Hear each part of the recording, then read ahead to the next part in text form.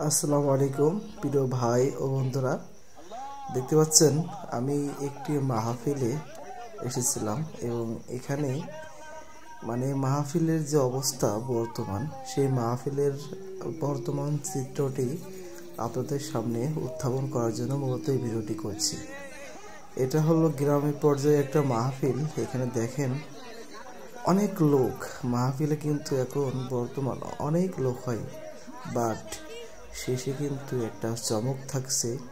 আশা করি আপনারা এই ভিডিওটি শেষ পর্যন্ত দেখবেন। চারিদিকে দেখতে পাচ্ছেন অনেক লোক, অনেক দোকান বসেছে, এখানে অনেক ব্যবসা বাণিজ্য এইগুলো চলছে। তো আপনারা দেখতে পাচ্ছেন আমি যাচ্ছি কিন্তু সামনের দিকে, সামনে কিন্তু অনেক বড় একটি চমক আছে। অবশ্যই আপনারা আমাদের সাথেই থাকবেন। বর্তমান মাহফিলে কিন্তু আমরা দেখতে পাই যে হুজুর বলেন আর বড় বড় যারা গণ্যমান্য ব্যক্তিবর্গ আছে তারা অনেকেই কিন্তু মাহফিলে আসে, বাট আমরা দেখতে পাই যে দোকান যেগুলো বসে সেই দোকানে কিন্তু মেয়ে ছেলেপিলের অবাধ মেলামেশা আমরা দেখতে পাই। এমনকি মাহফিলে অনেক মেয়ে ছেলে ধরাও খায়। ধরা খায় বলতে কি বলতে চাচ্ছে আপনারা বুঝতে পারছেন।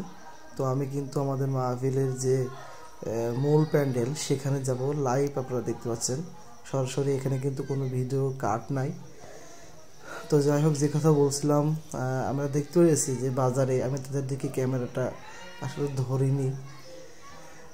তার কারণ হলো হয়তো অনেকেই আপনার বাজে মন্তব্য করতে পারে। যাই হোক, আপনারা দেখতে পাচ্ছেন আমরা কিন্তু ইয়ের দিকে যাচ্ছি। তো প্রিয় বন্ধুরা, অবশেষে কিন্তু আমরা সেই কাঙ্ক্ষিত চমকের জায়গায় চলে এসেছি। দেখেন বাজারে কি পরিমাণ লোকজন ছিল, আর এখানের অবস্থা দেখেন।